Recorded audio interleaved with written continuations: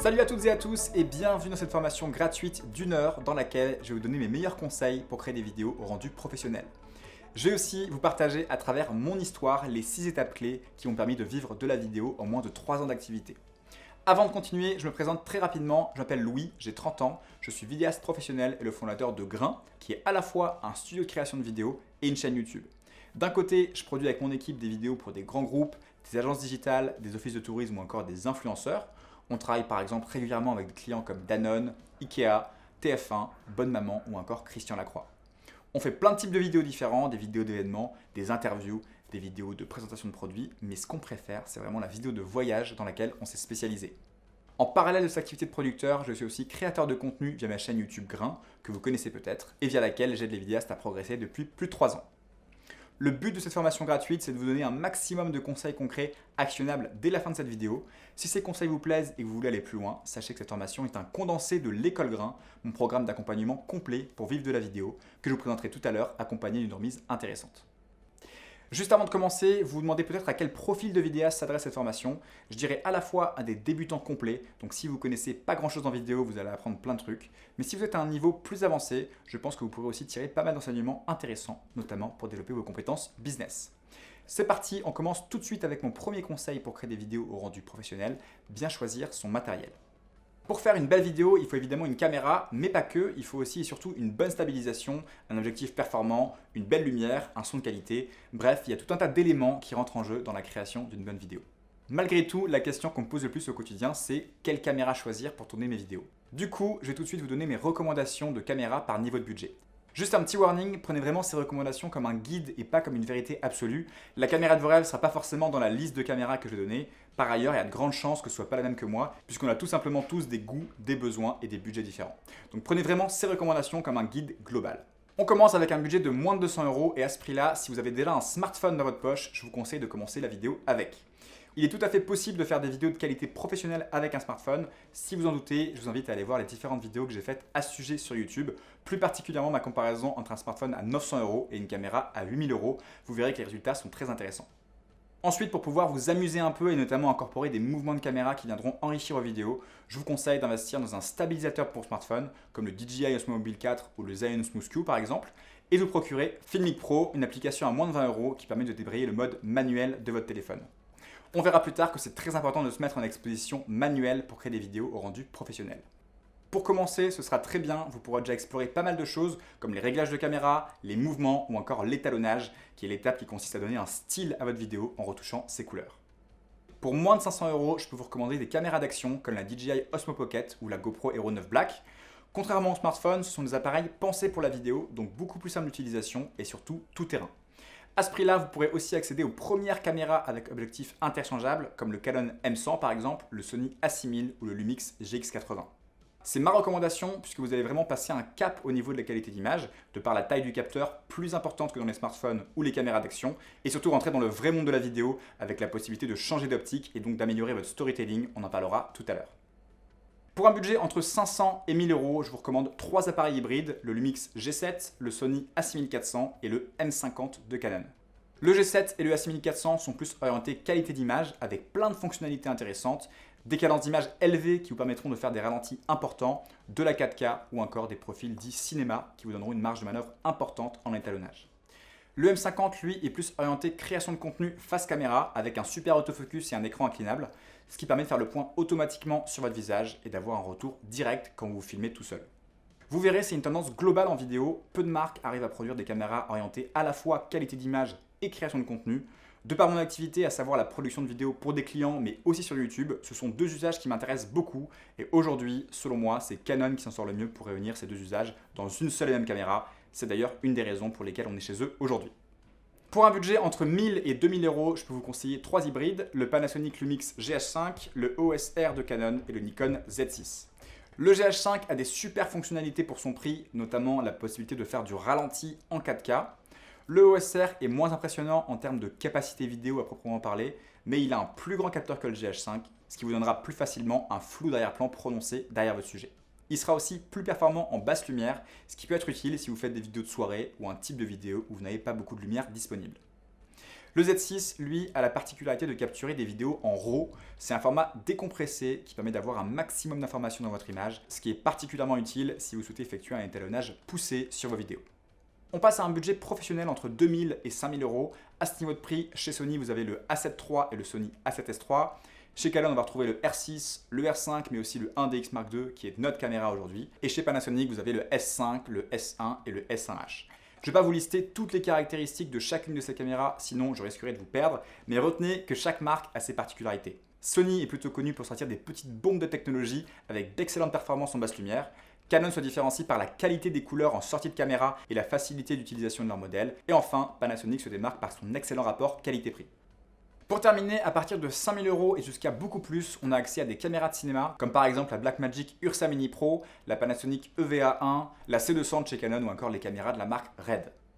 Ces caméras sont plus dédiées à des productions de documentaires, pubs télé ou films de cinéma, avec des fonctionnalités poussées à l'extrême, notamment en termes de définition, cadence d'image et de gamme dynamique, c'est-à-dire la capacité de la caméra à avoir beaucoup d'informations dans les zones claires et les zones sombres de l'image. Si comme moi vous faites des vidéos à destination du web et pas de la télé ou du cinéma, je ne vous recommande pas d'investir dans une caméra de ce type pour plusieurs raisons. Elles sont très chères, elles décodent vite et sont souvent imposantes, ce qui les rend difficiles à stabiliser et ce qui par ailleurs demande un investissement considérable au niveau des accessoires qui vont venir les accompagner. Enfin, un détail non négligeable, elles ne font pas de photos. Et si vous voulez vous marketer, que ce soit sur Instagram, YouTube, pour faire connaître votre entreprise, c'est quand même pratique d'avoir une caméra qui fait aussi appareil photo. Voilà pour mes recommandations de caméra, j'espère que ça vous a aidé. Personnellement, nous on travaille avec un 1DX Mark II de chez Canon et peut-être bientôt un 1DX Mark III. C'est un appareil qui est plutôt cher par rapport à la concurrence, mais on adore les couleurs, la qualité d'autofocus, sa prise en main très facile et aussi sa résistance et sa fiabilité, ce qui est très appréciable quand on est en déplacement, notamment dans le cadre du tournage de nos vidéos de voyage. Je vous mets les références exactes de tous les produits que j'ai cités dans mon kit, le lien s'affiche juste ici. Vous l'avez vu, le choix de votre caméra va dépendre en grande partie du type de vidéo que vous allez faire. Vous n'allez pas choisir la même caméra si vous faites des vidéos de voyage, des vidéos de soirée ou des vidéos sur YouTube. Pour être sûr que vous trouviez la caméra qui vous correspond à vous et pas à un autre, dans l'école grain, on passera du temps sur chaque fonctionnalité principale des caméras et leur impact sur vos vidéos. Le but final, que vous soyez totalement autonome pour trouver la caméra de vos rêves. On verra aussi comment choisir les autres éléments clés de votre kit vidéo, à savoir vos objectifs, stabilisateurs, vos micros, votre station de montage, vos lumières et enfin vos accessoires. Bon, le matériel c'est bien, mais il est souvent surestimé, particulièrement par les débutants. Ce qui va vous permettre de faire de belles vidéos, c'est surtout la manière dont vous allez vous servir de ce matériel. Du coup, on va tout de suite voir quels sont les bons réglages pour obtenir un rendu professionnel et encore une fois, on va se focaliser sur les réglages de caméra. Le premier réglage dont je vais vous parler, c'est la cadence d'image. La cadence d'image, c'est le nombre d'images que votre caméra va enregistrer par seconde. Si vous voulez un rendu qui se rapproche de celui du cinéma, je vous conseille de shooter à 25 images par seconde. Pourquoi? Parce que la majorité des films de cinéma sont tournés soit à 24 images par seconde aux États-Unis, soit à 25 images par seconde en France. Donc notre œil est tout simplement habitué à associer du 25 images par seconde à un look cinématographique. Le fait de shooter à 25 images par seconde va créer une vidéo au rendu fluide, mais pas trop. Si vous shootez à 30 ou à 50 images par seconde, vous allez obtenir un rendu plus fluide qu'à 25 images par seconde, mais qui va s'éloigner du look cinéma. Vos vidéos vont plus ressembler au rendu d'un téléfilm, d'une chaîne d'information en continu ou d'une rediffusion sportive. Personnellement, je ne suis pas fan de ce look télévisuel à 30 ou 50 images par seconde. Du coup, quand je filme une scène à vitesse réelle, je shoote toujours à 25 images par seconde pour conserver un rendu et surtout une fluidité similaire à celle du cinéma. Le seul moment où je vais shooter dans des cadences d'image plus élevées, c'est pour créer du ralenti. Oui, parce que c'est en shootant dans une cadence supérieure à 25 images par seconde, donc par exemple du 30, du 50 ou du 100 images par seconde, qu'on va créer du ralenti. Et plus la cadence d'image sera élevée, plus le ralenti sera important. Vous n'aurez alors qu'à conformer les rushs shootés dans une haute cadence d'image dans votre logiciel de montage pour les faire apparaître au ralenti. On verra tout ça en détail dans la section montage de l'école. Deuxième réglage majeur, l'exposition manuelle. Pour faire une vidéo pro, il faut absolument que vous vous mettiez en mode manuel. Ce mode est symbolisé par la petite lettre M, soit sur la molette de votre appareil, soit dans le menu. En faisant ça, vous aurez le contrôle total sur ce qu'on appelle le trio d'exposition, à savoir l'ouverture, la vitesse d'obturation et les ISO. L'ouverture correspond à l'ouverture du diaphragme de votre objectif. Plus elle est grande, plus de lumière va pouvoir entrer dans votre caméra, plus vous aurez la possibilité d'obtenir un flou d'arrière-plan important. C'est un look qui est très caractéristique du cinéma et qui permet de bien détacher votre sujet de l'arrière-plan. La vitesse d'obturation, elle, doit rester fixée au double de votre cadence d'image. Donc si vous shootez à 25 images par seconde, il va falloir la fixer à 1/50e. Si vous shootez à 50 images par seconde, à 1 centième et ainsi de suite. Ce réglage permettra d'injecter la bonne quantité de flou de mouvement dans vos vidéos. Le flou de mouvement, on le voit dans la vraie vie. Si vous bougez votre main comme ça devant vous, vous allez voir du flou de mouvement. Eh bien, c'est ce phénomène naturel qu'on essaie de reproduire en fixant notre vitesse d'obturation au double de la cadence d'image. De même que la cadence d'image utilisée, injecter la bonne quantité de flou de mouvement dans vos vidéos est très important pour créer un rendu avec un bon niveau de fluidité, similaire à celui que vous voyez dans les films de cinéma. Enfin, le troisième paramètre, c'est les ISO, et il va falloir les garder le plus bas possible pour éviter de dégrader la qualité de l'image. Si vous montez les ISO, votre image va être plus lumineuse, mais vous allez aussi injecter du bruit numérique pas très joli. Du coup, ce qu'on va vouloir faire, c'est garder les ISO le plus bas possible. Conserver tous ces réglages en conditions de basse lumière, c'est assez simple, mais si la lumière devient plus intense, ce sera impossible. Dans ce cas-là, il va falloir utiliser un filtre ND. C'est un petit accessoire que vous vissez sur votre optique et qui permet de conserver ces réglages pro en maintenant une bonne exposition. Comme filtre ND, on utilise le modèle Peter McKinnon Edition de la marque Polar Pro. Il est très bien, on vous le recommande et vous pouvez le retrouver dans notre kit. Si c'est la première fois que vous entendez ces notions, vous êtes peut-être un peu perdu, vous inquiétez pas, c'est normal. Dans l'école grain, on prendra le temps d'approfondir ces différentes notions pour que tout soit ultra clair. Donc pour récapituler, mes réglages pour un rendu pro, c'est une grande ouverture la plupart du temps pour avoir un joli flou d'arrière-plan, une vitesse qui est toujours fixée au double de la cadence d'image, des ISO le plus bas possible et enfin un filtre ND en cas de forte luminosité. Troisième réglage, on aimerait vous parler aujourd'hui, le profil d'image, aussi appelé style d'image. Toutes les caméras proposent de shooter dans des styles d'image différents qu'on retrouve sous des appellations paysage, portrait, standard ou encore neutre. Pour faire simple, ce sont des combinaisons de 4 réglages différents. La netteté, le contraste, la saturation et la teinte. Pour bien choisir votre profil d'image, j'ai 2 recommandations à vous faire en fonction de 2 cas de figure différents. Premier cas de figure, vous ne souhaitez pas passer beaucoup de temps en étalonnage. Dans ce cas, je vous recommande de choisir le profil standard et d'ajuster les paramètres de netteté, contraste, saturation et teinte en fonction de vos goûts personnels. Si au contraire vous souhaitez passer du temps en étalonnage, c'est ma recommandation puisque cette étape qui consiste à donner un style à son image fait partie intégrante du process de création de vidéo selon moi. Dans ce cas, je vous recommande de shooter dans des profils dits plats ou flat en anglais. Ce sont des profils qui sont décontrastés, désaturés, pas très jolis de prime abord, mais c'est pour une bonne raison puisqu'ils permettent de 1. Conserver un maximum de gamme dynamique dans l'image. Vous vous souvenez, on en a parlé tout à l'heure, la gamme dynamique, c'est la quantité d'informations qu'on va retrouver dans les hautes lumières et dans les basses lumières de votre image, et elle est en grande partie responsable de la qualité d'une image. Et 2, de ramener le contraste et les couleurs en post-production, ce qui permet d'avoir plus de marge de manœuvre pour créer le style que l'on veut en étalonnage. Il existe aussi des profils ultra plats qu'on appelle log, qui sont très désaturés, très décontrastés, avec comme un voile sur l'image. Ces profils permettent encore plus de flexibilité en étalonnage que les profils plats, mais ils sont plus durs à manipuler et je vous recommande de les utiliser uniquement si votre caméra a la capacité de shooter dans une profondeur de couleur minimum de 10 bits. Je sais que ça devient un peu technique, vous inquiétez pas, on approfondira tout ça dans l'école grain. À ce stade, retenez juste que si vous voulez donner du style à vos vidéos, il va falloir shooter dans un profil plat ou log. Avant de passer à la suite, j'aimerais vous partager le profil dans lequel je shoote mes vidéos chez Canon. C'est un profil flat que je crée moi-même en partant du style d'image neutre, puis en baissant au maximum la netteté et le contraste et en diminuant de 2 points la saturation. Ce profil me permet d'avoir une bonne flexibilité à l'étalonnage sans pour autant avoir à shooter en log.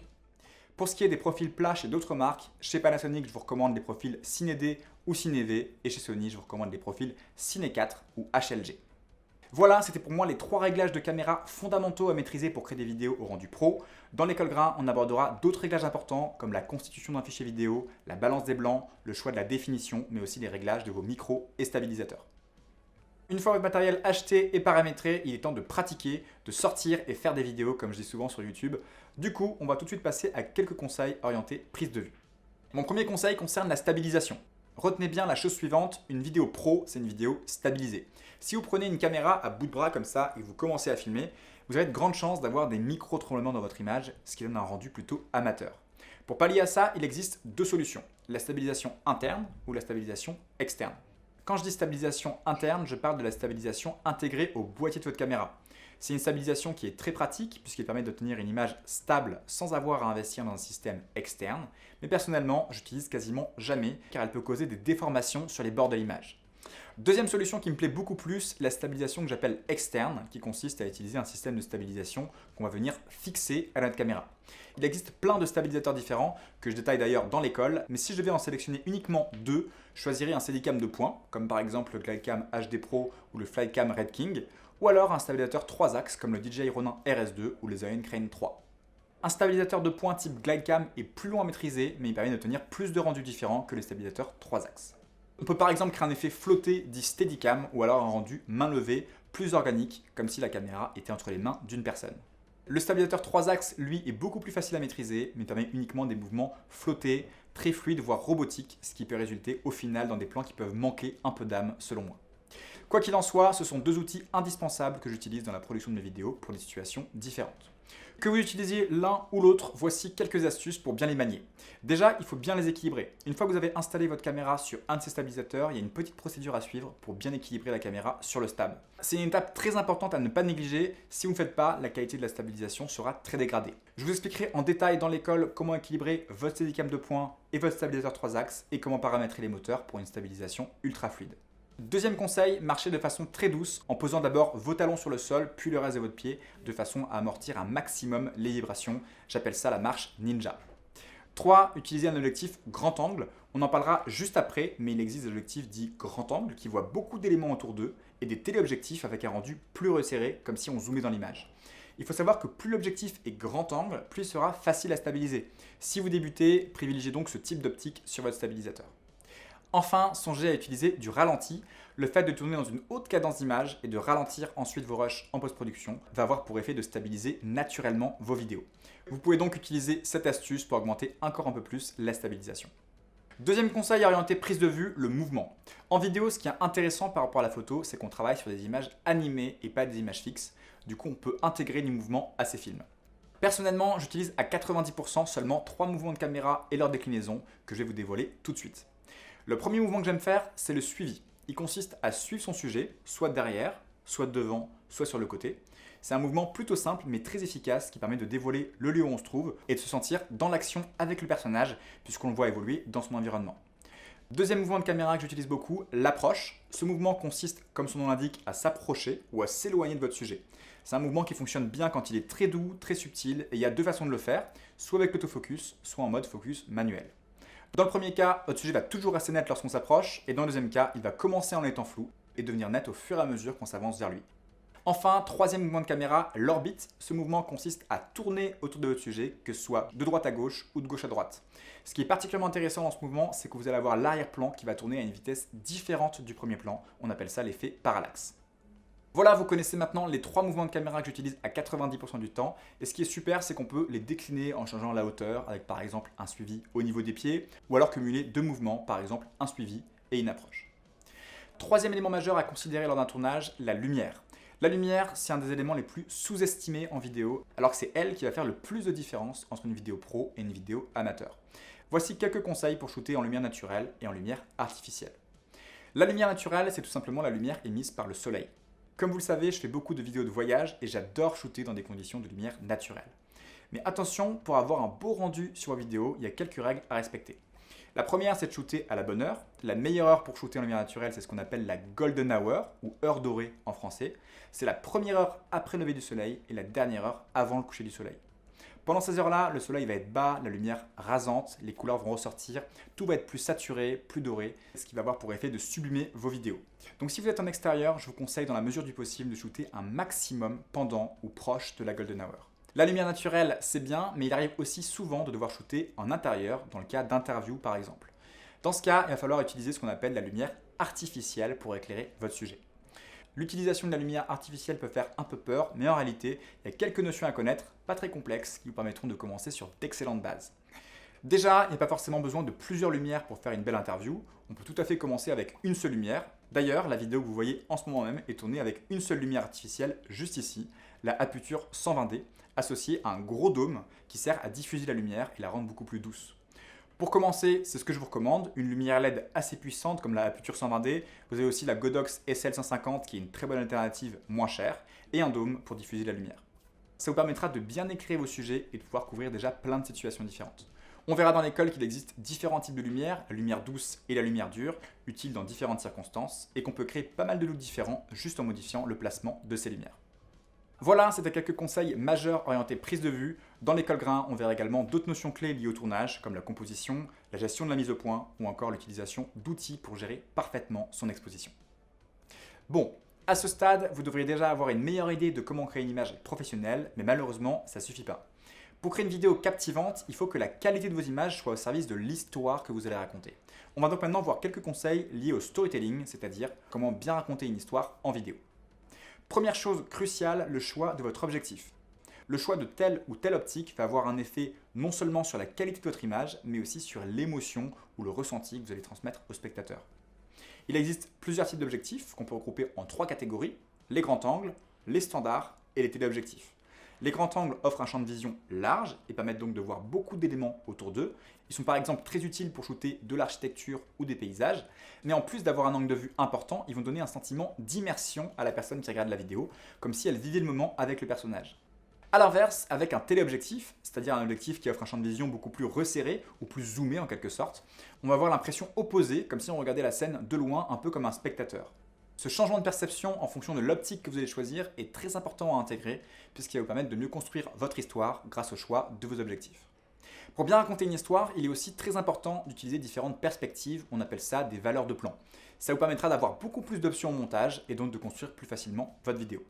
Parmi les principales valeurs de plan qui existent, on a le plan large, le plan d'ensemble, le plan moyen, le gros plan, le point de vue ou encore l'insert. On détaillera ensemble dans l'école quand utiliser ces différentes valeurs de plan et leur impact sur le ressenti du spectateur. Mais ce que j'aimerais que vous reteniez aujourd'hui, c'est que pour chaque scène filmée, je vous recommande de capturer un maximum de valeurs de plan différentes. Moi, ce que je fais, c'est que je capture systématiquement la même scène, au moins avec 4 ou 5 valeurs de plan différentes. Donc par exemple, je vais demander à mon acteur de faire une action et je vais capturer que des plans larges. Ensuite, je vais lui demander de faire la même action et je vais capturer que des plans moyens. Puis je vais lui demander à nouveau de refaire cette action avec du gros plan et ainsi de suite. Si vous faites ça, je peux vous assurer que vous serez beaucoup plus serein sur votre tournage car vous serez certain d'avoir assez de matière pour raconter votre histoire via différentes perspectives. En plus de ces valeurs de plan, vous pouvez aussi jouer avec les angles de caméra. Il y en a 3. Vous pouvez placer votre caméra devant votre sujet à la même hauteur, on appelle ça un angle neutre, ou alors un peu au-dessus de votre sujet, on appelle ça la plongée, ou bien en dessous de votre sujet, on appelle ça la contre-plongée. Ces angles de caméra vont avoir un effet sur le ressenti du spectateur par rapport au personnage. Si vous utilisez un angle neutre, vous allez vous sentir d'égal à égal avec le personnage, puisque vous êtes à son niveau sur un même pied d'égalité. Si vous mettez la caméra en hauteur, donc en plongée, vous allez avoir un sentiment de supériorité, et à l'inverse, si vous filmez en contre-plongée, le personnage va apparaître plus imposant. Il faut être très conscient de tout ça quand vous faites une vidéo, car grâce aux angles de caméra, vous allez pouvoir transmettre une émotion ou un ressenti avant même que l'action commence. Un dernier conseil lié au storytelling, la structure d'une histoire réussie. Il se trouve qu'il y a une façon de raconter des histoires pour qu'elles soient captivantes. On le voit souvent dans les scénarios de films au cinéma, et je vous conseille d'utiliser, ou en tout cas de vous inspirer de cette structure pour créer vos vidéos. Alors en quoi elle consiste ? D'abord, on a l'intro où on pose le contexte, on monte le décor, on présente les personnages. Ensuite, il va y avoir des aventures, on parle alors d'action montante. Puis il y a le climax, qui est l'apothéose en quelque sorte. On a ensuite l'action descendante et enfin la résolution de l'histoire. On n'est pas obligé d'utiliser exactement ce pattern-là quand on fait des vidéos, mais le suivre un minimum va vous aider à construire votre histoire. En intro, on peut par exemple utiliser un plan large où on montre le lieu où on se trouve, un plan plus serré pour montrer les personnages ou les sujets que vous filmez et comprendre ce qu'ils font. Ensuite, on peut passer sur leurs aventures, donc l'action montante. Je vous conseille fortement d'avoir un climax, c'est-à-dire un moment où les plans et la musique s'accélèrent, on en prend plein les yeux. Et enfin, pour finir, une résolution. Le fait d'avoir une structure sous forme de montagne russe comme ça va vous permettre de garder le spectateur jusqu'à la fin et de créer une histoire captivante. Voilà pour le storytelling, on passe maintenant à mes derniers conseils pour créer des vidéos au rendu professionnel et vous vous en doutez, ils vont concerner le montage. Tourner une vidéo sur le terrain, c'est la moitié du job. Pour donner vie aux magnifiques plans que vous avez shootés, une grande partie du travail va se passer en post-production. Donc voici mes meilleurs conseils en ce qui concerne le montage de vos vidéos. Première étape, l'organisation. Si vous voulez vous professionnaliser en vidéo, il va falloir être organisé. Pourquoi ? Parce que le fait d'être organisé va vous permettre d'être plus rapide, donc pouvoir faire plus de projets et donc de générer plus de business pour vos entreprises. Par ailleurs, en étant bien organisé, vous pourrez très facilement revenir sur un projet plusieurs semaines ou plusieurs mois après, ce qui peut arriver fréquemment si on travaille avec des clients. Enfin et surtout, ça va vous permettre de kiffer le process du montage vidéo qui peut très vite s'avérer épuisant si on s'y prend mal. Ce que je fais, c'est que je monte systématiquement mes vidéos sur un disque dur externe, SSD de préférence pour plus de rapidité. J'y crée un dossier pour chaque projet vidéo. Je crée ensuite 4 sous-dossiers, un pour le fichier de montage, un autre pour les rushs, un troisième pour les éléments audio, un quatrième pour les éléments graphiques que vous allez utiliser, comme des logos ou des images trouvées sur Internet par exemple. Et enfin, un dernier dossier export pour la ou les versions finales de votre vidéo. Dans l'école Grain, je vous expliquerai en détail en vous montrant mon écran, ma méthode d'organisation à la fois dans mon ordinateur mais aussi dans mon logiciel de montage et je vous transmettrai un template déjà préparé que vous n'aurez qu'à dupliquer pour bien débuter vos montages. Ensuite vient la sélection de vos meilleurs rushs, on appelle ça le dérushage. C'est une étape qui fait peur à beaucoup de monde mais qui au final, si elle est bien réalisée, va encore une fois faciliter tout le reste du montage et surtout augmenter la qualité de vos films. J'utilise une méthode très particulière qui consiste à mettre tous vos rushs dans une séquence, puis à les parcourir un à un sélectionner les passages exploitables en effectuant des coupes, puis à surélever ces extraits en piste vidéo 2. Une fois le travail effectué, ce qui peut prendre plusieurs heures, je duplique la séquence et recommence le process jusqu'à garder uniquement la crème de mes rushs. Cette méthode prend un peu de temps, mais elle a un avantage énorme, pouvoir à tout moment revenir en arrière et récupérer très rapidement un rush que vous n'avez pas sélectionné au premier passage. Et je peux vous assurer que cette flexibilité vous aidera grandement dans la construction de votre film. Je vous détaillerai cette méthode dans l'école, je vous transmettrai aussi mes raccourcis clavier que j'ai personnalisés au fil du temps pour plus de rapidité. On verra également comment créer des proxys ou des doublures en français pour monter ultra rapidement, même avec un ordinateur peu puissant. Une fois que vous avez effectué votre dérush, il va falloir choisir une musique pour accompagner vos images. Le choix de la musique va jouer un grand rôle dans l'émotion qui va se dégager de votre vidéo, donc c'est très important d'y passer du temps et de ne pas négliger cette étape. Je vois beaucoup de vidéastes qui sélectionnent trop rapidement une musique parce qu'ils n'ont pas prévu le temps de le faire ou alors parce qu'ils sont excités et veulent vite passer au montage. Franchement, je trouve que c'est ultra dommage de passer plusieurs heures, parfois plusieurs jours à shooter et de n'accorder que quelques minutes au choix de la musique alors que c'est un élément majeur de votre vidéo. Voilà comment je m'y prends pour trouver la musique parfaite. Déjà, il faut que vous sachiez que c'est illégal d'utiliser pour une vidéo une musique que vous avez entendue sur Spotify ou à la radio, tout simplement car vous devez obtenir une licence pour utiliser cette musique. Bonne nouvelle, pour ça, il existe des sites spécialisés et j'en utilise principalement 4. Epidemic Sound, Musicbed, Artlist et Soundstripe. J'ai d'ailleurs réussi à négocier des deals avec plusieurs de ces sites spécialement pour les membres de l'école Grain, ce qui vous permettra de bénéficier d'un ou de plusieurs mois gratuits. Quand je cherche une musique sur un de ces sites, je suis toujours à la recherche de musique avec des arcs, c'est-à-dire des musiques qui alternent des périodes calmes et des périodes plus animées. Certains sites comme Musicbed ont tout prévu et vous permettent d'afficher uniquement ce type de musique. Tout dépend du type de vidéo que vous voulez faire, mais je vous conseille généralement de choisir des musiques avec des arcs. Ils permettent de donner du dynamisme à vos vidéos et de venir appuyer les phases dont je parlais tout à l'heure dans la structure du storytelling. Vous vous souvenez, intro, action montante, climax, etc.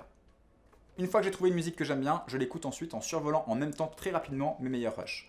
C'est un excellent moyen de se rendre compte de ce que pourrait rendre la vidéo avec cette musique. Voilà, vous savez tout sur ma technique pour choisir une musique. Ce processus peut me prendre plusieurs heures, voire même parfois plusieurs jours, puisque je suis plutôt exigeant sur le choix des musiques de mes vidéos. À vous de voir le temps que vous souhaitez y passer, mais en tout cas, je vous conseille de ne pas trop négliger cette étape. Après le choix de la musique vient l'assemblage des rushs, le sound design et le motion design. J'ai malheureusement pas le temps d'aborder tous ces points en détail, mais voici quelques conseils très utiles pour chacune de ces étapes. Concernant le montage, je vous conseille d'utiliser la méthode du montage en pancake qui consiste à afficher votre sélection des meilleurs rushs dans une séquence et de venir empiler juste au-dessus une autre séquence dans laquelle vous allez effectuer votre montage. Vous n'aurez ensuite qu'à glisser vos plans de la séquence de dérush vers la séquence de montage pour créer votre film. Cette méthode permet de construire votre vidéo étape par étape avec précision et depuis que je l'utilise, le process de montage est devenu beaucoup plus simple. Le sound design est aussi primordial, ça consiste à agrémenter votre vidéo d'effets sonores pour créer un sentiment d'immersion encore plus important. Pour que vous compreniez bien, voici un petit extrait d'un de mes films de voyage avec juste de la musique.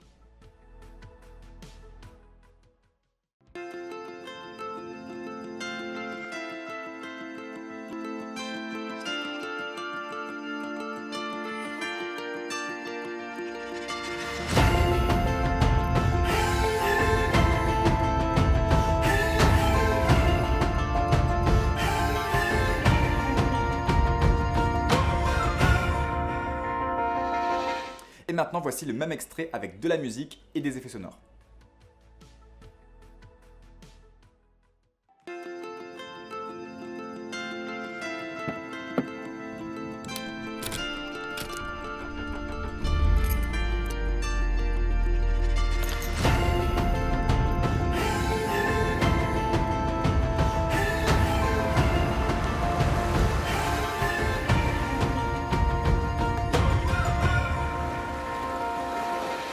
Je sais pas ce que vous en pensez, mais moi je préfère de loin la version avec effets sonores qui fait qu'on se sent bien plus dans l'action.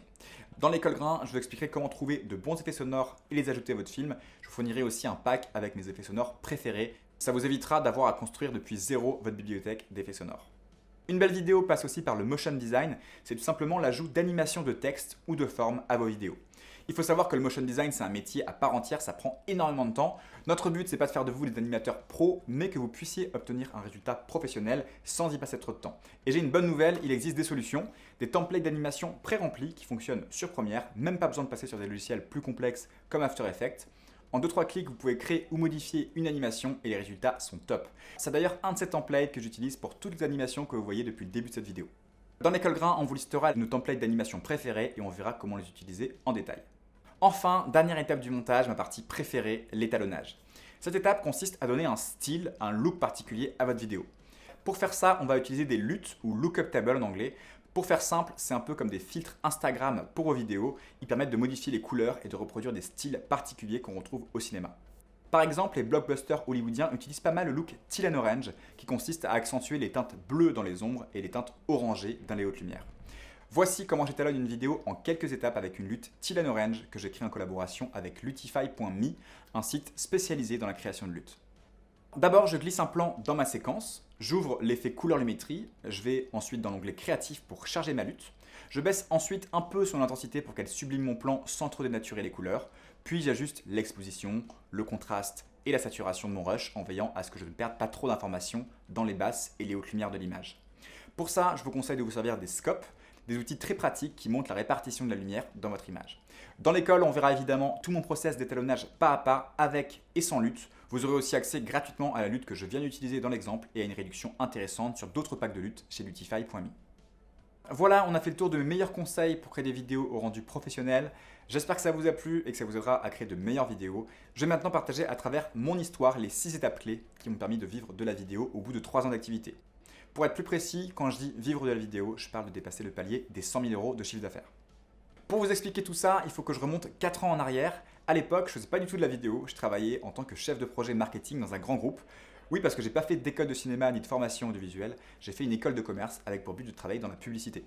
J'ai d'abord bossé 1 an en agence de pub à Paris, puis j'ai eu une première opportunité pour travailler toujours dans la pub mais directement chez une marque, et enfin une seconde opportunité 1 an plus tard pour travailler dans l'équipe de transformation digitale d'un grand groupe du CAC 40. À la base, je voulais travailler dans la communication et la pub parce que j'étais attiré par le côté créatif et finalement, avec le temps, à force d'évoluer, je me suis retrouvé dans un job qui ne l'était plus du tout. Et même si je travaillais au quotidien avec des gens passionnants, je ne trouvais pas vraiment de sens à ce que je faisais, ce qui fait que j'étais à 10% de mes capacités et du coup pas très épanoui. En parallèle, j'ai toujours fait de la vidéo par passion, comme beaucoup d'entre vous j'imagine, des vidéos de vacances, des playbacks de chansons, des vidéos pour les anniversaires de potes. Un jour, on devait faire une interview dans l'agence dans laquelle je travaillais. On n'a pas trouvé de prestataire assez vite, du coup je l'ai faite moi-même et il se trouve que ça a beaucoup plu.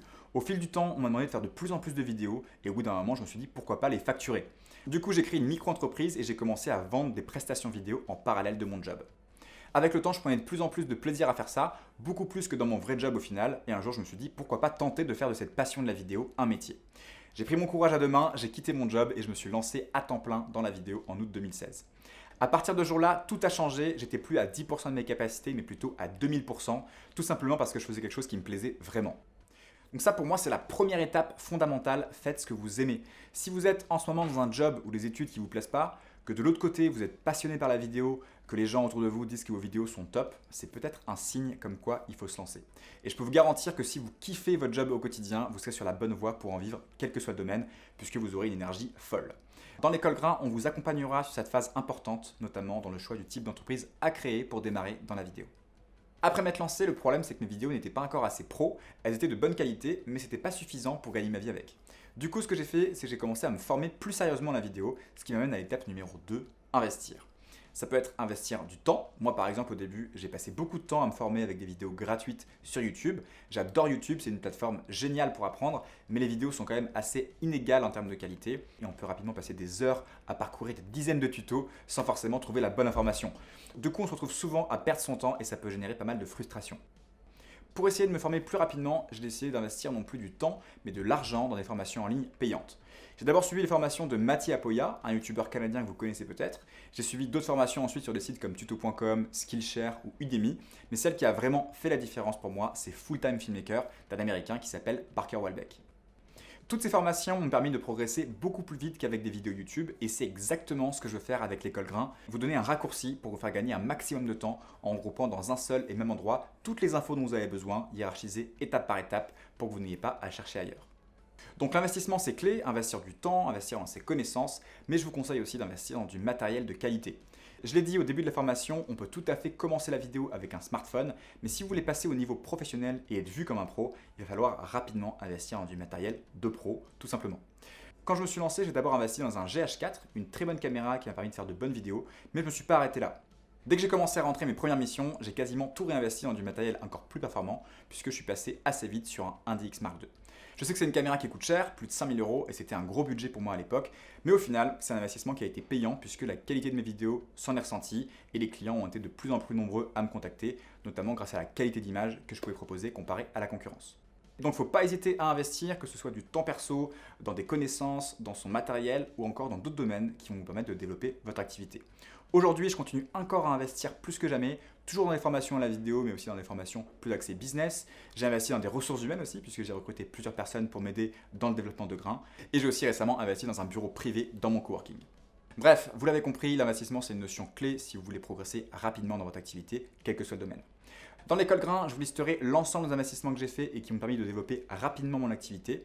Je vous expliquerai aussi quelles sont les étapes à mettre en place pour commencer à déléguer du travail à d'autres freelances, ce qui vous permettra de vous libérer du temps et de vous concentrer uniquement sur ce qui vous plaît vraiment. C'est bien de se former, d'apprendre un maximum de choses sur la vidéo, mais si vous ne faites que ça, il va manquer un élément essentiel, la pratique. En vidéo, comme dans tout le domaine créatif, il faut pratiquer un maximum. Ça ne sert à rien de suivre des dizaines de formations sans mettre en pratique. Donc en même temps que vous vous formez, je vous conseille de shooter le plus possible. Au début, tout est bon à shooter, vos vacances, un événement dans votre ville, votre petit frère qui fait des bêtises, mais très vite, je vous conseille d'être plus sélectif et malin en quelque sorte dans les projets vidéo que vous allez filmer. Il faut évidemment prendre du plaisir, donc faites des projets vidéo que vous aimez, c'est important, mais essayez aussi de faire des projets vidéo qui pourraient ressembler à ce que pourrait souhaiter un client. Le but, ça va être de commencer à créer votre portfolio qui va ensuite vous permettre d'attirer vos premiers clients.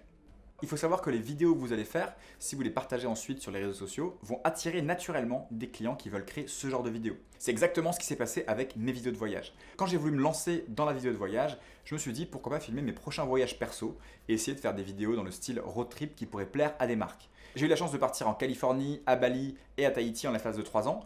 À chaque voyage, j'ai fait une vidéo, je les ai partagées sur tous les réseaux, je les ai envoyées à des médias comme Lonely Planet, Topito Voyage ou Minute Buzz qui les ont partagées, j'ai eu de la chance. Et au bout de quelques mois, ces vidéos m'ont naturellement amené des clients qui voulaient des vidéos de voyage.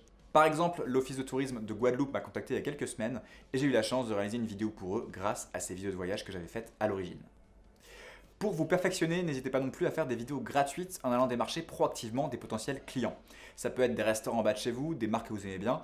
Au début, c'est pas du tout un souci de faire ça. Le but, c'est évidemment de pas de faire des vidéos gratuites toute sa vie. Il va falloir rapidement commencer à facturer. D'ailleurs, on vous expliquera dans l'école comment fixer vos prix, comment facturer, comment garder vos clients aussi. Mais en tout cas, au début, si vous n'avez aucun client, les vidéos gratuites, c'est une très bonne méthode de montrer votre valeur et de multiplier vos chances d'obtenir vos premiers clients. Et vous verrez, une fois qu'ils seront là, le bouche à oreille fera naturellement son travail et tout sera plus facile. Une fois que vous avez appris à produire de belles vidéos, que votre portfolio commence à se dessiner, pour accélérer les choses, il va falloir vous faire connaître et vous démarquer de la concurrence. Les grosses boîtes de production ont un budget important à allouer en publicité pour se faire connaître. Nous, on n'a pas ces moyens-là malheureusement, mais on a une arme très puissante, les réseaux sociaux. Je vous recommande de développer une forte présence sur ces réseaux. Tout le monde ne le fait pas et pourtant ça fait une différence majeure. Pour prendre mon exemple encore une fois, en parallèle de la prod, j'ai très vite monté une chaîne YouTube. Au départ, juste pour partager des astuces sur la vidéo, mais il se trouve que cette chaîne m'a amené et m'amène encore régulièrement beaucoup de clients. Pourquoi ? Parce qu'à force de publier du contenu de façon régulière, j'ai créé une communauté, de plus en plus de personnes se sont mis à me suivre et ça a eu pour conséquence directe de me positionner en tant qu'expert de la vidéo. Et le fait de passer pour un expert va augmenter significativement votre valeur aux yeux des marques. Et qui dit valeur perçue importante, dit plus de clients et surtout la possibilité de facturer plus cher. Pour toutes ces raisons, je vous invite fortement à développer une présence sur les réseaux sociaux. Alors vous n'êtes pas du tout obligé de faire une chaîne YouTube comme moi, vous pouvez aussi partager vos créations tout simplement, mais essayez quand même soit d'apporter du divertissement, soit des choses utiles qui vont aider réellement les gens. D'expérience, c'est ce qui marche le mieux pour développer une communauté et vous positionner en tant qu'expert. Alors oui, évidemment, ça prend un peu de temps, mais je vous assure que ça vaut le coup, car ça va vous permettre de démultiplier vos clients sans avoir à prospecter. Un bon personal branding associé à du bouche à oreille, car vous faites un super taf, c'est le succès garanti. Dans l'école Grain, je vous donnerai les meilleures astuces pour vous marketer sur les réseaux sociaux. On verra aussi comment créer un profil Malte, un site qui met en relation les freelances et les marques, et qui est aussi une très bonne manière de vous faire connaître et de trouver des clients. 5e étape, s'entourer. Quand on travaille en freelance, on a tendance à s'isoler et à travailler seul de son côté. Moi, quand j'ai quitté mon job, j'ai commencé par travailler tout seul chez moi dans un appartement de 25 mètres carrés. Au début de la journée, j'étais ultra motivé, mais au fur et à mesure que les heures passaient, à force de faire des pauses tout seul devant la télé, je commençais vraiment à déprimer et je perdais énormément en efficacité. Du coup, je me suis très vite mis à la recherche d'un espace où j'allais pouvoir travailler dans de meilleures conditions et surtout ne pas être seul. J'ai visité WeWork dès que ça a ouvert à Paris. WeWork, c'est l'espace de coworking dans lequel je travaille aujourd'hui et je suis instantanément tombé sous le charme de cet endroit. Il y avait une super énergie qui se dégageait de ce lieu et je me suis dit, si je me lève le matin et que je viens dans un environnement comme ça tous les jours, je vais être ultra performant. Alors certes c'était un investissement, WeWork ça coûtait environ 400 € par mois à l'époque, et pour moi c'était vraiment très limite au niveau du budget, mais je me suis dit go, on investit, on y va. Encore une fois on revient à cette notion d'investissement, et finalement ça a payé et ça a même complètement changé ma vie. J'ai trouvé des collaborateurs, des mentors, notamment au niveau du business, une super ambiance de travail et surtout des clients. Bref, ça a été hyper positif sur plein d'aspects. Après, c'est assez personnel, certaines personnes ont plus ou moins disposition à travailler seules de leur côté, mais même si c'est votre cas, je pense que le fait de vous entourer d'autres personnes ne peut être que positif. On n'a pas tous la possibilité ou l'envie d'aller à un espace de coworking, mais je vous conseille de rentrer en contact avec d'autres vidéastes, essayez de vous regrouper pour travailler ensemble, vous progresserez beaucoup plus vite. Et c'est ça aussi le but de l'école Grain, créer une communauté de vidéastes qui partagent les mêmes objectifs, qui s'entraident et qui se soutiennent au quotidien. Tous les membres de l'école ont accès à un groupe Facebook privé, on est aujourd'hui plus de 300, il y a une super dynamique, tout le monde partage ses créations, se donne des conseils et c'est aussi sur ce groupe Facebook que je répondrai à toutes vos questions. Et enfin, dernière étape, la diversification de mes revenus. La majorité des experts conseillent de se spécialiser quand on se lance en freelance. Pourquoi ? Pour développer une expertise dans un domaine précis et ainsi plus facilement attirer des clients qui auront un besoin très spécifique. Si on ramène ça à la vidéo, ça voudrait dire se spécialiser dans la vidéo de mariage, la vidéo immobilière ou les clips de musique par exemple. Moi, c'est pas ma recommandation, je vous conseille au contraire de viser assez large au début, d'accepter des projets vidéo variés. Déjà, ça va vous permettre de ne pas vous ennuyer à faire qu'un seul type de vidéo et surtout, vous allez pouvoir diversifier vos revenus au sein de cette activité de production vidéo. Vous aurez plusieurs casquettes, du coup, si pour une raison ou une autre, il n'y a plus de demande sur un type de vidéo en particulier, vous aurez toujours un backup car vous saurez réaliser d'autres types de vidéos. Mais même avec ça, c'est assez limitant. On le voit aujourd'hui avec le Covid qui a ralenti, voire stoppé pas mal d'activités, notamment la production vidéo. Pour éviter ça, ce que je vous recommande, c'est de diversifier vos revenus non seulement au sein de la production, mais aussi dans d'autres activités. Par exemple, moi aujourd'hui, je perçois des revenus issus de la production vidéo, mais je vends aussi des formations en ligne. J'ai également des revenus issus de l'affiliation, de la publicité YouTube, parfois de la location de mon matériel. Cette diversification va vous permettre de vous sécuriser encore plus, car s'il y a un problème un jour dans la prod, vous aurez vos œufs dans différents paniers et vous limiterez ainsi vos risques. Dans l'école Grain, je partagerai avec vous mes différentes sources de revenus en détail et je vous expliquerai comment implémenter ça le plus rapidement possible dans votre activité. Dans la section business de l'école, on abordera aussi d'autres sujets essentiels comme les différentes manières de trouver des clients, la gestion des droits à l'image, le networking ou encore comment être plus productif dans son travail. Voilà, on a fait le tour de différentes étapes qui ont permis de vivre de la vidéo au bout de 3 ans d'activité. J'espère que ça vous a plu. Comme je l'ai évoqué plusieurs fois dans cette vidéo, en parallèle de mon activité de producteur, j'ai très vite monté une chaîne YouTube. Au début, juste pour le kiff, pour partager des conseils, mais au fil du temps, je me suis découvert une vraie vocation pour la pédagogie, le fait de transmettre mon savoir et de vous aider à progresser en vidéo. Quand j'ai franchi la barre des 10 000 abonnés, je me suis dit pourquoi pas créer des formations en ligne sur différents sujets autour de la vidéo pour aider les abonnés qui voudraient aller plus loin que sur YouTube. J'en ai créé une première sur mon process complet de montage de vidéos de voyage et une deuxième quelques mois plus tard, plutôt orientée étalonnage, où j'explique comment utiliser mon pack de lutte. Ces 2 formations ont beaucoup plu. À ce jour, elles ont été suivies par plus de 1800 personnes et les mois qui ont suivi, j'ai reçu de plus en plus de questions sur le matériel, les réglages, la prise de vue, le montage ou encore l'aspect business de la vidéo. C'est là que l'idée de l'école Grain a germé dans ma tête. J'aurais pu continuer à faire des petites formations comme les 2 premières que j'ai créées, mais je me suis dit, voyons plus grand, pourquoi pas lancer une école de vidéo en ligne pour permettre aux vidéastes d'avoir un seul et même endroit avec tout réuni pour cartonner en vidéo. J'ai alors fait un sondage en janvier 2019 pour demander à mes abonnés dans quel domaine de la vidéo ils avaient le plus besoin d'aide. J'ai reçu en tout un peu plus de 1000 réponses que j'ai analysées et elles m'ont aidé dans la construction de l'école. 1 an plus tard, l'école Grain voyait le jour. Maintenant que vous savez comment est née cette école, j'aimerais vous en dire un peu plus sur son contenu.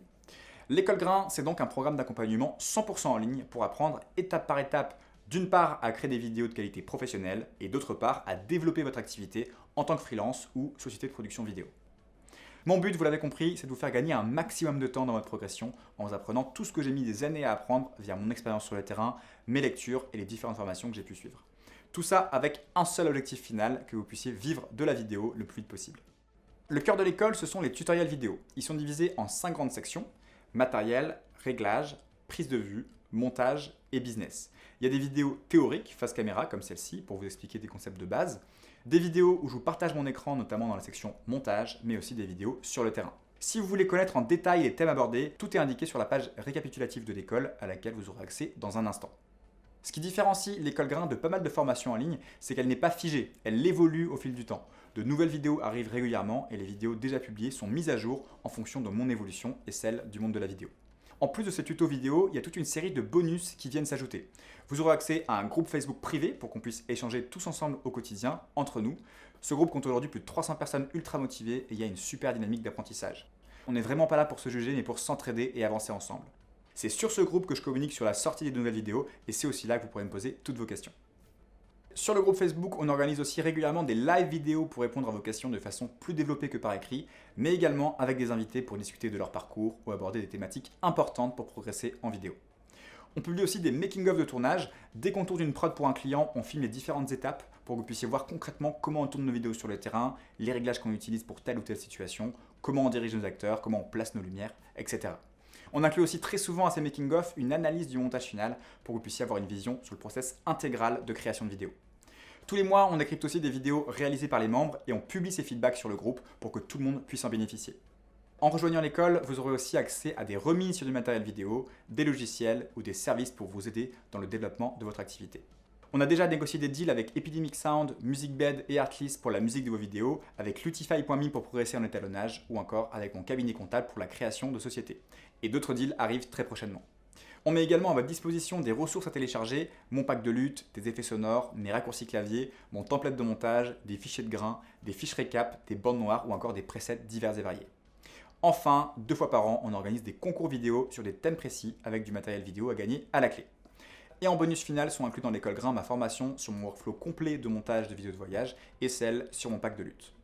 Voilà, vous savez tout sur le contenu de l'école. Juste un mot sur le profil de vidéaste auquel elle s'adresse. Je dirais à la fois des débutants complets qui n'ont jamais touché une caméra, puisqu'on va tout reprendre depuis le début, mais aussi à des profils plus avancés qui veulent intégrer une communauté de vidéastes motivés, profiter de remises intéressantes ou encore qui veulent améliorer leurs compétences business. Pour le moment, le tarif de l'école est fixé à 997 € et étant donné qu'elle s'enrichit de contenu semaine après semaine, il passera prochainement à 1297 €. Mais j'ai une bonne nouvelle, si vous rejoignez l'école à l'issue de cette formation gratuite, je vous propose une remise spéciale à moins 25% sur le prix actuel, ce qui vous donne accès à l'école Grain pour seulement 747 € sur le prix d'un objectif. Pour un seul paiement de 747 €, vous aurez donc un accès à vie à l'ensemble des contenus existants et à venir. Vous pourrez les regarder à votre rythme depuis votre téléphone ou votre ordinateur. Pour bénéficier de cette remise spéciale, vous avez juste à cliquer sur l'offre qui s'affiche à droite de votre écran ou à utiliser le code qui s'affiche juste ici lors de la commande.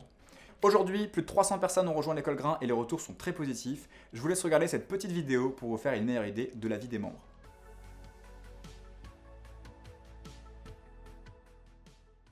Je m'appelle David, j'ai 25 ans, je suis de Toulouse. C'est Michel Coche, j'ai 51 ans, j'habite à l'est de la Belgique. Moi, c'est Isabelle Chevreul, je suis dans la région rennaise. Moi, je m'appelle Julien, j'ai 32 ans, j'habite Marseille. Je m'appelle Emeric Sourikarjan, je suis né en Nouvelle-Calédonie, donc j'ai grandi également ici. J'ai commencé la vidéo en voulant créer des souvenirs, je pense un peu comme tout le monde. Avec une GoPro, je pense aussi un peu comme tout le monde. Je pratique la vidéo depuis 33 ans, c'était une passion qui est devenue un deuxième métier. Ce que j'attendais de l'école Grain, c'est vraiment une formation complète de A à Z pour m'aider à apprendre les bases de la vidéo. Alors ce que j'attendais de l'école Grain avant de la rejoindre, donc c'est en fait du réseau. Tout simplement parce que dans ce métier-là, quand on se lance, on est seul, on a peu de gens à qui parler. Les seules réponses qu'on peut avoir, c'est sur YouTube. J'y voyais vraiment la solution idéale, rejoindre des gens qui sont passionnés, puis voilà, avoir un mentor, donc Louis, pour pouvoir lui poser des questions, avoir des réponses. On aborde vraiment tout, donc ça m'a apporté beaucoup de confiance en fait dans mon travail. Mon point préféré, c'est l'ensemble.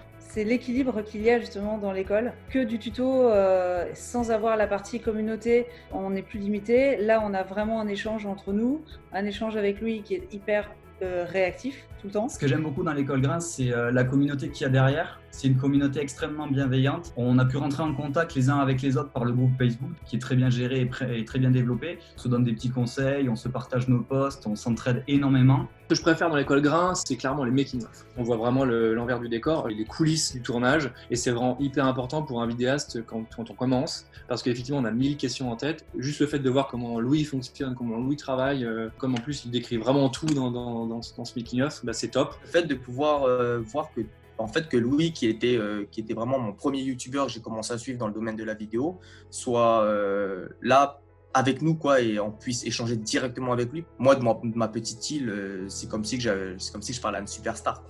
Oui, la formation répond largement à mes attentes, d'autant plus qu'elle est évolutive. Si il voit qu'on est en demande d'un petit sujet en particulier, un module complémentaire, il s'adapte. Donc vraiment, ça c'est un point très important.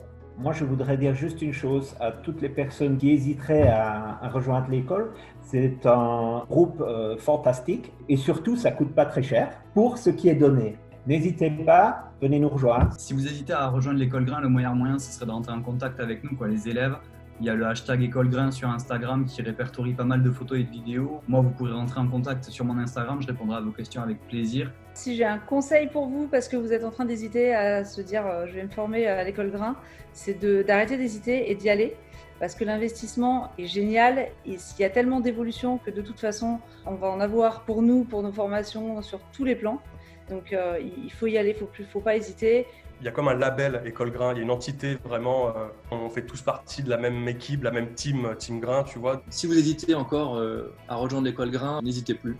On va plus loin que juste aller regarder des vidéos sur YouTube. Je pense que là, réellement, on rejoint une communauté, on rejoint un réseau. J'ai déjà eu réponse à beaucoup de mes questions en communiquant avec les autres directement sur Facebook, en ayant des réponses dans les lives que Louis organise. Donc, faut pas hésiter. Franchement, faut pas hésiter. Moi, j'ai pas vraiment hésité parce que ça faisait longtemps que ça me démangeait ce truc-là. Et je regrette absolument pas, franchement. Voilà, on arrive à la fin de cette formation, j'espère que vous avez appris plein de choses. Pour terminer, je vais répondre à quelques questions qui reviennent le plus souvent. Très important, si vous avez d'autres questions, si certaines choses ne sont pas claires, n'hésitez surtout pas à nous écrire à l'email qui s'affiche juste ici ou en utilisant le module de chat en bas à droite de la page récap de l'école. On fera le maximum pour vous répondre le plus vite possible. Première question, est-ce qu'on peut utiliser son compte CPF pour financer la formation ? Pour le moment, malheureusement non, mais on y travaille et si tout va bien, ce sera possible d'ici quelques mois. Deuxième question, j'adorerais rejoindre l'école Grain, mais c'est trop cher pour moi. Alors, je peux tout à fait comprendre que l'investissement que représente l'école Grain peut être significatif pour certains d'entre vous, mais je vous invite plutôt à réfléchir en termes de retour sur investissement. Si vous suivez mes conseils, que vous mettez en pratique tout ce que je dis, il n'y a aucune raison pour que vous ne fassiez pas au moins 20 000 € de chiffre d'affaires la première année et le double, le triple, voire bien plus pour certains 2 ou 3 ans plus tard. Moins de 800 € investis pour 20 000 réalisés, ça fait déjà un retour sur investissement de x25, ce qui fait de l'école Grain plutôt une bonne affaire. Et n'oubliez pas que l'alternative principale aujourd'hui, c'est l'école de cinéma qui vous coûtera 8 000 € l'année, donc presque 25 000 € pour une formation complète. L'école Grain revient à 30 fois moins cher et on vous y apprend à développer votre activité, ce qui n'est pas le cas en école de cinéma. Est-ce qu'on peut payer en plusieurs fois ? Bien sûr, vous pouvez rejoindre l'école Grain soit via un seul paiement ou alors en utilisant le paiement en 4 mensualités, mais l'école Grain vous coûtera un peu plus cher au total car des frais s'appliquent. Quel matériel faut-il pour rejoindre l'école ? Comme j'ai dit au début de la vidéo, vous pouvez tout à fait commencer avec un smartphone ou une caméra d'action, mais pour passer au niveau supérieur, je vous conseille de vous équiper au moins d'une caméra à objectif interchangeable. Je vous rappelle que vous pouvez retrouver toutes les références de mon matériel dans mon kit à l'adresse kit.co/grain. Est-ce que l'école Grain décerne un diplôme ? Alors non, l'école Grain ne décerne pas de diplôme, tout simplement car elle ne se termine pas. Vous avez dû le comprendre, moi je suis convaincu qu'il ne faut jamais s'arrêter d'apprendre. Le but, c'est que cette école vous accompagne tout au long de votre carrière dans la vidéo. Le plus beau diplôme pour nous, c'est le fait que vous puissiez vivre de la vidéo et on fera tout pour. Combien de temps a-t-on accès à l'école Grain après l'inscription ? Après le paiement, vous avez accès à l'ensemble des contenus de l'école ainsi que tous les bonus que j'ai évoqués et ce, à vie, sans limite de temps. Voilà, on a fait le tour des questions qui reviennent le plus souvent. Encore une fois, je le répète, si vous avez d'autres questions, n'hésitez surtout pas à envoyer un mail à support@écolegrain.com ou à nous écrire via le module de chat en bas à droite de la page récap de l'école. En tout cas, que vous rejoignez l'école Grain ou non, j'espère que cette formation d'1 heure vous a plu et que vous en avez retiré des informations utiles. N'hésitez pas à suivre notre chaîne YouTube Grain ou notre compte Instagram grain.video pour être tenu au courant de notre actualité. Sur ce, je vous dis à très vite dans l'école ou sur YouTube et n'oubliez pas, sortez et faites des vidéos.